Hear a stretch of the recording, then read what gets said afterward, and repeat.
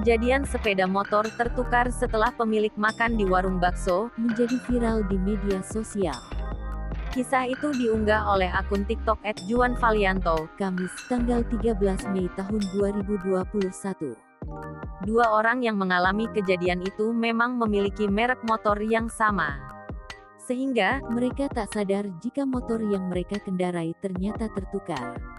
kisah itu direkam dan diunggah oleh Juan, 24, asal Banjarmasin, Kalimantan Selatan. Adapun pemilik motor yang tertukar itu adalah temannya, Aryadi. Keduanya saat itu sedang makan di sebuah warung bakso di Banjarmasin, Rabu, tanggal 12 Mei tahun 2021. Setelah selesai makan, Keduanya dan teman lain bernama Alfa langsung mengambil motor di parkiran. Juan menyebut, Aryadi tak menyadari jika motornya tertukar dengan pembeli yang lain.